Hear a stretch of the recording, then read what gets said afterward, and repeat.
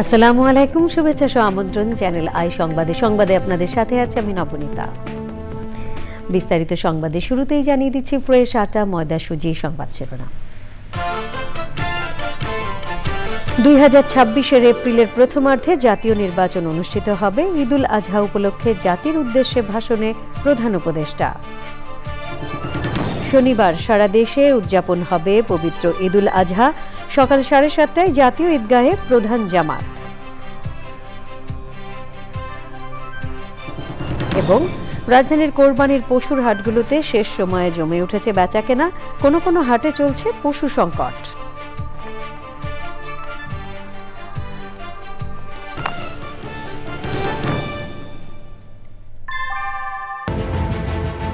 Primacy inbuilt. German technology, Bangladesh's first Thermix rod, Salam Steel Thermax. সংবাদ শিরোনামগুলো জানাচ্ছিলাম। এখনকার সংবাদ আয়োজন একই সঙ্গে চ্যানেল আইর ইউটিউব চ্যানেল এবং চ্যানেল আইর ওটিটি প্ল্যাটফর্ম আই স্ক্রিনে লাইভ স্ট্রিমিং হচ্ছে। যাচ্ছে পুরো সংবাদে। আগামী জাতীয় নির্বাচনে 2026 এপ্রিলের প্রথমার্ধের যে কোনো সময় অনুষ্ঠিত হবে। নির্বাচন কমিশন উপযুক্ত সময়ে রোডম্যাপ প্রদান করবে। ঈদুল আজহা উপলক্ষে জাতির উদ্দেশ্যে ভাষণে প্রধান উপদেষ্টা অধ্যাপক ডক্টর মোহাম্মদ ইউনুস বলেছেন, দেশ ভবিষ্যতে নতুন সংকটে না পড়ে এমন একটি নির্বাচন আয়োজন করা হবে। প্রধান উপদেষ্টা বলেন, রাখাইনের জন্য বাংলাদেশের করিডোর নিয়ে এবং চট্টগ্রাম বন্দর নিয়ে অপপ্রচার চালানো হচ্ছে।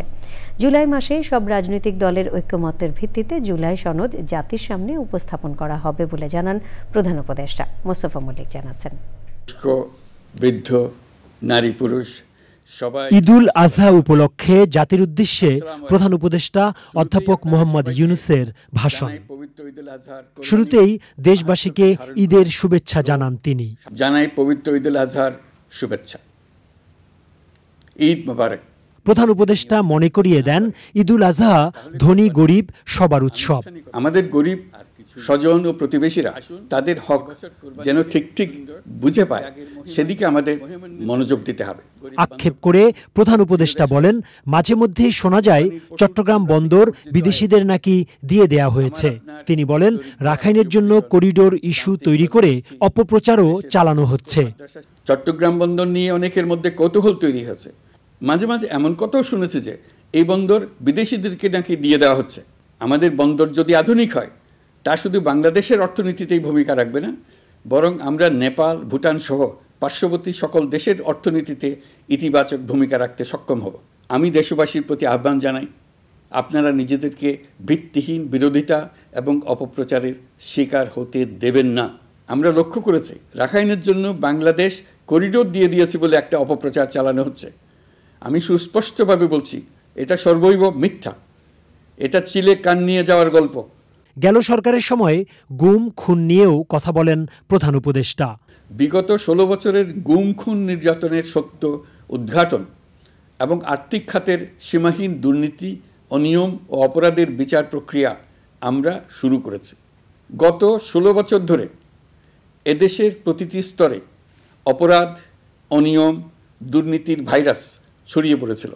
জাতীয় নির্বাচন কখন হবে এবং দেশের মানুষ ও রাজনৈতিক দলগুলোর মধ্যে যে বিপুল আগ্রহ রয়েছে তা স্মরণ করিয়ে দিয়ে প্রধান উপদেষ্টা বলেন, ইতিহাসের সবচেয়ে অবাধ নির্বাচন অনুষ্ঠানের জন্য কাজ করছে সরকার।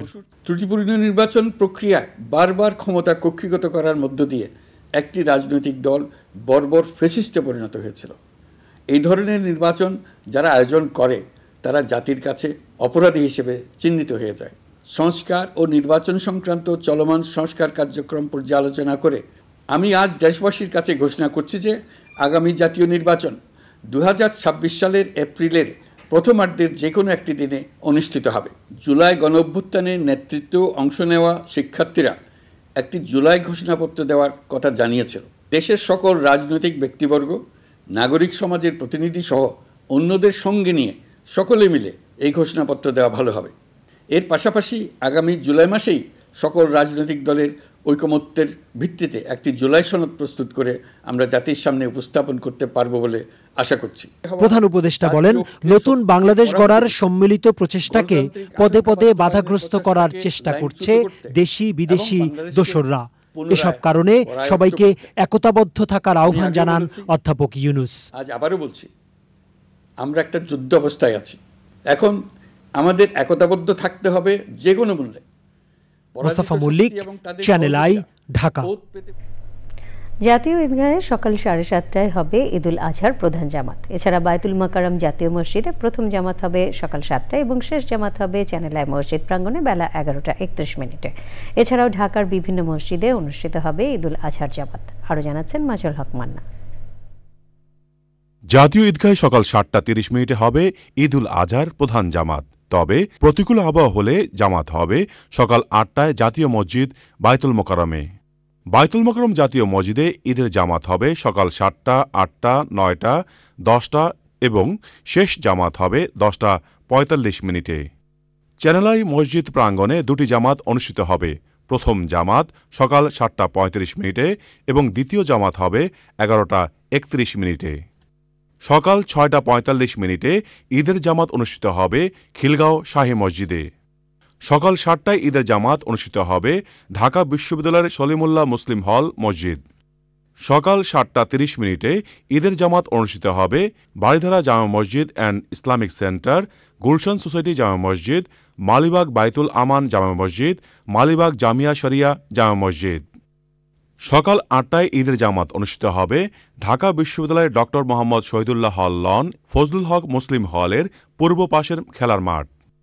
একাধিক ঈদের জামাত অনুষ্ঠিত হবে ঢাকা বিশ্ববিদ্যালয়ের কেন্দ্রীয় মসজিদ মসজিদুল জামিয়ায়। ঈদের প্রথম জামাত সকাল 7টা এবং দ্বিতীয় জামাত 8:30।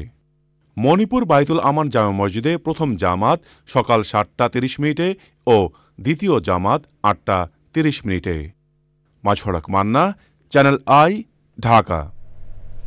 এবারে কনকা ফ্রিজ কোরবানির হাটের খবর।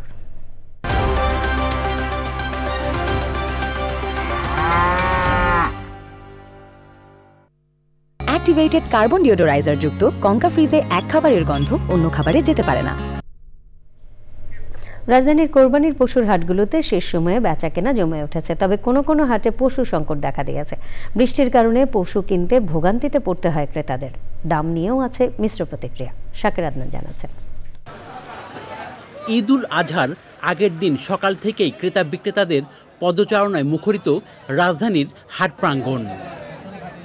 বেলা বাড়ার সঙ্গে সঙ্গে হাটে ভিড় বাড়তে থাকে। তবে দুপুরে প্রায় 2 ঘন্টার বৃষ্টিতে ভোগান্তিতে পড়তে হয় ক্রেতা বিক্রেতাদের। এখন গরু কম বেশি বিক্রি হয়ে গেল, কম বেশি আবার গাড়ি আসতে আসতে এত বেশিও না কমিও না, মিডিয়ামের মধ্যে আছে। খুশি যাদের গরু এখনো পাচ্ছেন না, আপনারা এখনো ধোলাইগাঁও হাটে আসতে পারেন। এখানে আমাদের কাছে এখনো পর্যাপ্ত পরিমাণ গরু মোটামুটি দেওয়ার মতন অবস্থা আছে। কোনো কোনো হাটে পশুর সংকট দেখা দেয়। দাম কম হলে কিনবো, দামের জন্য গরু অন্তর কিনা হয় না, প্রচুর দাম চাচ্ছে। গরু নাই, গরু অভাব, হাসনাবাদে প্রচুর দাম ভাই গরুর। হাটগুলোতে সতর্ক অবস্থানে থাকে আইন শৃঙ্খলা রক্ষাকারী বাহিনী। Shakir Adnan, channel i, Dhaka. এরই সাথে সংবাদে নিয়ে নিচ্ছে খানিকক্ষণের বিরতি। আর বিরতির পর অন্যান্য সংবাদের সাথে জানিয়ে ফিরব। বিরতির পর আমন্ত্রণ আরও একবার। এবারে আমিন জুয়েলার্স আন্তর্জাতিক সংবাদ।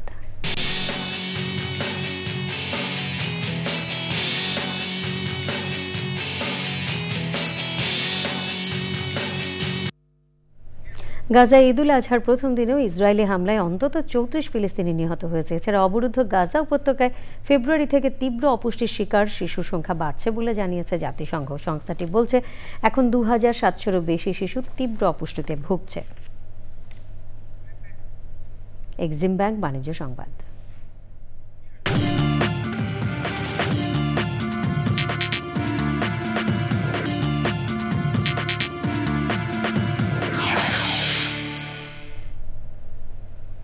ঈদের একদিন আগে দেশের বাজারে স্বর্ণের দাম বেড়েছে। আজ থেকে নতুন দাম কার্যকর হবে বলে জানিয়েছে বাংলাদেশ জুয়েলার্স সমিতি বাজুস। সংবাদে আবারও নিয়ে নিচ্ছি বিরতি। আর বিরতির পর খেলার খবরে থাকছে। আপনারা দেখছেন চ্যানেল আই সংবাদ। এবারে খেলার খবর।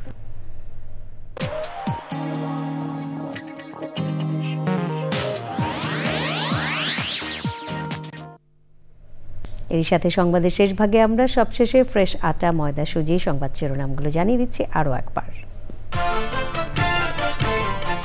2026 এপ্রিলের প্রথমার্ধে জাতীয় নির্বাচন অনুষ্ঠিত হবে। ঈদুল আজহা উপলক্ষে জাতির উদ্দেশ্যে ভাষণে প্রধান উপদেষ্টা। শনিবার সারা দেশে উদযাপন হবে পবিত্র ঈদুল আজহা। সকাল 7:30টায় জাতীয় ঈদগাহে প্রধান জামাত। এবং রাজধানীর কোরবানির পশুর হাটগুলোতে শেষ সময়ে জমে উঠেছে বেচাকেনা।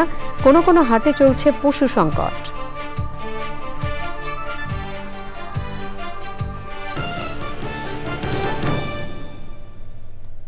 প্রিয় দর্শক, চ্যানেলে সবচেয়ে সংবাদ জানতে ভিজিট করুন চ্যানেলে online.com যুক্ত থাকুন আমাদের সোশ্যাল মিডিয়া প্ল্যাটফর্মগুলোর সাথে। পরবর্তী সকল সংবাদ দেখার আমন্ত্রণ রইল। ধন্যবাদ সবাইকে।